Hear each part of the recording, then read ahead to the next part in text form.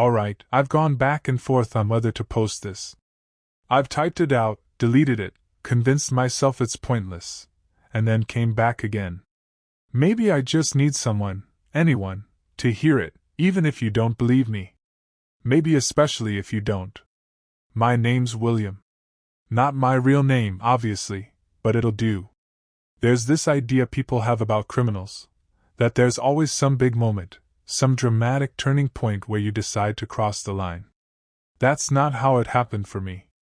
It was slower. Quieter. Like drifting off course 1 degree at a time until you look up and realize you don't recognize where you are anymore. The night I'm going to talk about, it wasn't supposed to be anything major. At least, that's what I told myself. I wasn't some mastermind. I wasn't desperate either. That's the part that bothers me the most now. I didn't need to do it. I just wanted to see if I could get away with it. It started with a lie. Not even a big one, just a casual, throwaway excuse to explain where I'd be that evening.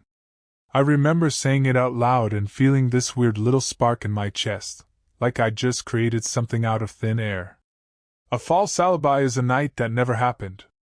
I didn't come up with that line until later, but it fits. That night didn't exist. Not the way anyone else remembers it.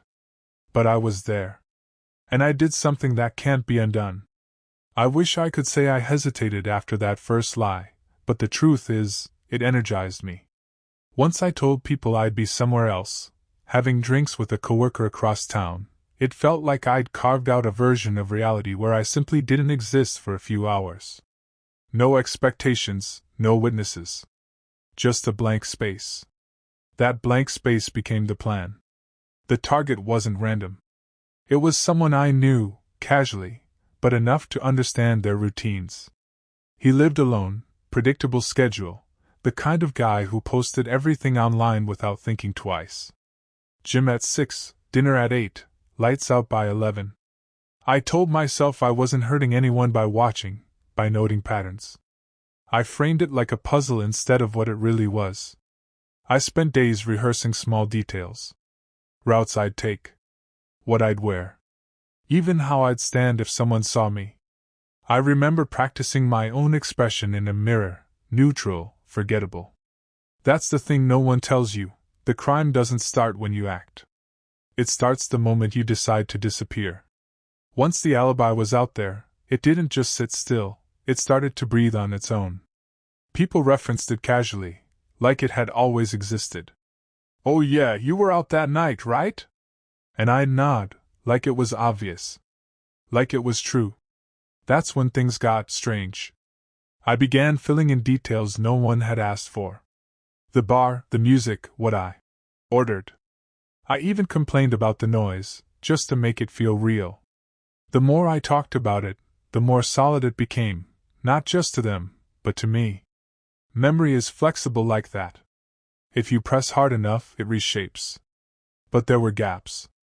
Small ones at first. A coworker asked which bartender was working that night. Turns out she knew the place better than I expected. I laughed it off, said I wasn't paying attention. She didn't push, but she hesitated. That pause stuck with me longer than it should have. That's when I realized something important. A lie isn't fragile. It's demanding. Once people started leaning on the story, I had to keep feeding it. That's the part one didn't anticipate, the maintenance. A lie like that isn't a one-time thing. It's a living narrative you have to revisit, adjust, defend. I caught myself checking my own words, replaying conversations hours later to make sure nothing contradicted what I'd already said. It got exhausting, honestly. Not in a dramatic way, just this low, constant hum in the back of my mind. The coworker who asked about the bartender? She brought it up again 2 days later. Not directly. Just mentioned the place, casually, like she was testing something. I played along, added another detail, something harmless, forgettable. But that hesitation from before? It hadn't gone away. And then there were my messages. I told one person I got home around midnight. Another, closer to 1. Tiny difference, right? Except now I had to remember who heard which version. That's when it started to hit me. I wasn't controlling the story anymore. It was controlling me. The first real crack didn't come from anyone else, it came from me. I mixed up my own timeline in a conversation I barely cared about. Someone asked what time I left the bar, and I answered too quickly. The wrong version. I saw it in their face, that subtle shift when something doesn't line up, even if they can't explain why. They didn't call me out. People rarely do. But they remember. After that, every interaction felt like a test I hadn't studied for. I started overcorrecting, repeating details to make them stick, but that just made things worse. Repetition draws attention. It makes people listen more closely. And then something unexpected happened. The person I named in my alibi, the coworker I was supposedly out with, joked about, that night, in front of others. Light, casual. Except we both knew it never happened. I laughed along, maybe a little too loudly. Later they looked at me, really looked. Not accusing. Just curious. And that curiosity was worse than suspicion. Curiosity has a way of lingering longer than it should. Suspicion you can confront. Deny it, deflect it, push back. But curiosity? It just sits there, quiet, waiting. The coworker, the one I'd dragged into my story without asking, started paying more attention to me. Not in an obvious way. Just small things. Questions that sounded normal but felt targeted. Didn't you say the place was packed? Funny, I heard it's been dead lately. Stuff like that. Harmless on the surface. But each one felt like a thread being pulled loose. I started avoiding them. Taking different breaks, leaving conversations early. I told myself it was temporary, that things would settle if I just kept everything consistent. But consistency is harder than it sounds when you're juggling something that never actually happened. And then they did something I didn't expect. They showed me a photo from that night. Not of me. Not even of the bar. Just proof that reality existed somewhere else. And I wasn't in it. That photo shouldn't have mattered. It didn't prove anything about me. Just a timestamp, a different place, other people living their night like normal. But it hit harder than any direct accusation could have. Because it reminded me of something I was trying not to think about. Reality keeps moving, whether you're in it or not. After that, the questions stopped. And somehow, that was worse. No more casual probing, no more half smiles or, just wondering, comments. My coworker went quiet around me. Not cold, not distant, just observant. Like they'd stepped back to watch the whole picture instead of focusing on details. I started overanalyzing everything. Every glance felt loaded. Every pause in conversation felt intentional. I'd catch myself talking too much just to fill the space, then immediately regret it. At night I replayed everything. Not just what I said, but how I said it. Tone. Timing. Eye contact. It got to a point where I wasn't even sure what version I'd told to who anymore. And that's when a new thought crept in. What if someone compared notes? That thought, people comparing notes, stuck with me longer than anything else. It wasn't dramatic or immediate, just this slow, creeping certainty that eventually, two versions of my story would meet. And when they did, I'd be right there in the middle of it. I started noticing overlaps. Conversations I wasn't part of, but could piece together later. Someone mentioning what I'd said earlier in the week, slightly off from how I remembered saying it. Not wrong enough to call out, just different enough to make me uneasy. It felt like watching cracks spread across glass. So I tried to fix it. Subtly. I'd reintroduce details in conversation, steer things back toward a single version. But the more I adjusted, the less natural it sounded. People don't consciously shape their memories like that. Liars do. And people can tell the difference, even if they can't explain how. The worst part? No one confronted me. Not directly. They just started remembering more carefully. And I realized something I should have understood from the beginning. Truth doesn't need maintenance. Lies do. You'd think the worst part would be getting caught. It wasn't. It was the waiting. Nothing exploded.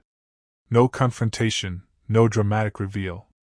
Just this quiet shift where I could feel something tightening around me, even if no one said it out loud. Conversations got shorter. People listened more than they spoke. And when I walked into a room, I could feel things pause, just for a second. Enough to notice. I tried to act normal, but I didn't even know what that meant anymore. Every reaction felt calculated. Laugh too much, it's suspicious. Too quiet, also suspicious. There's no winning once you start thinking like that. And then someone casually mentioned the date again. Not to me, just in passing. But they got a detail wrong. A small one. Harmless. Except I knew it was wrong because of what actually happened that night. Not the version I told. The real one. And before I could stop myself, I corrected them. That was the moment everything slipped out. It happened so fast I didn't even register it at first. The correction just slipped out, automatic, like muscle memory. I wasn't thinking about the lie. I was thinking about the real timeline, the one I'd been trying so hard to bury. The room didn't go silent. No one gasped or pointed fingers. But I saw it. That shift again. Subtle, but sharper this time. Someone tilted their head slightly, like they were replaying what I just said. Another person frowned, not confused, exactly, just recalibrating. I tried to recover. Laughed it off, added something vague to blur the edges. But it was too late. You can't unsay something like that. Once the wrong detail is out there, it sticks. People don't forget inconsistencies, they store them. After that, the energy changed completely. Not suspicion anymore. Certainty. No one confronted me, but I could feel it in the way they looked at me now, not curious, not doubtful. Just aware. And for the first time, I realized I wasn't ahead of the story anymore. I was behind it. Once that shift happened, everything felt heavier. Not louder, not more dramatic, just settled. Like something had quietly locked into place and wasn't going to move again. People still talked to me. Still joked, still asked normal questions. On the surface, nothing had changed. But underneath, it was different. There's a certain way people look at you when they know something, even if they're not saying it. Not anger, not even judgment, just this quiet recognition. Like they've added a new piece to who you are, and now they can't unsee it. That's what got to me. I started noticing distance. Invitations I wasn't included in. Conversations that stopped just a little too quickly when I walked up. No one made it obvious, but it didn't need to be. The worst part was I couldn't call it out. What was I going to say? Hey, do you all think I lied? That would have been an answer in itself. So I did the only thing I could. I kept playing along. At some point, I stopped worrying about what they knew and started worrying about what I knew. That's harder to escape. I tried distractions. Longer hours at work, pointless errands, anything to fill the space where my thoughts would usually spiral. It worked temporarily. But the moment things got quiet again, it all came back. Not just the lie. The reason behind it. I kept telling myself it wasn't a big deal. That nothing really happened, not in the way people imagine when they hear the word crime. But that felt thinner every time I repeated it. Like a justification I didn't fully believe anymore.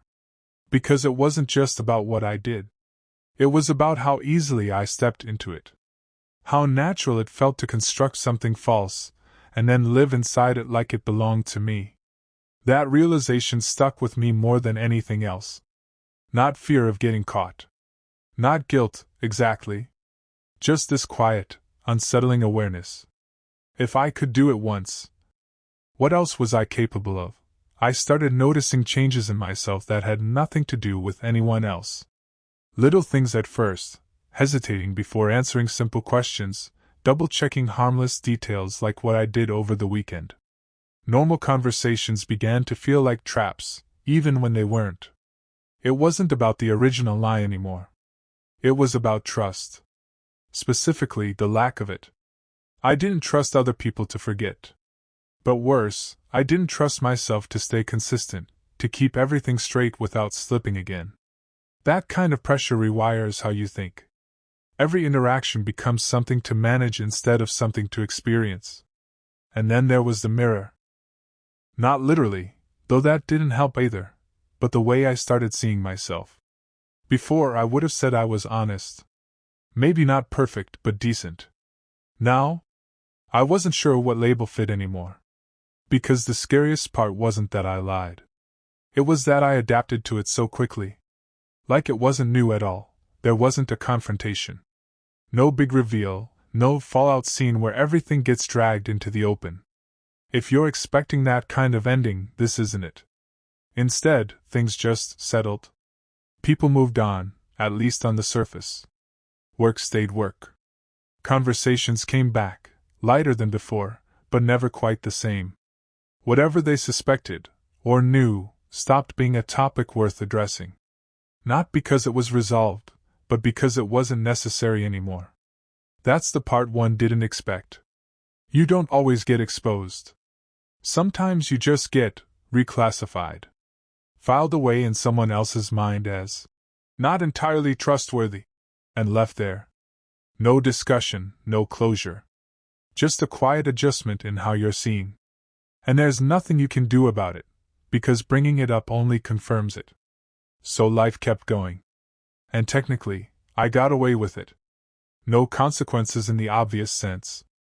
No punishment, no record. Just this subtle, permanent shift in how I exist around other people. And honestly, that stuck more than anything else could have. So yeah, that's it. No arrest, no dramatic confession in some interrogation room. Just me, sitting here, typing this out because it's the only place I can say it without watching someone's face change in real time. I used to think getting away with something meant winning.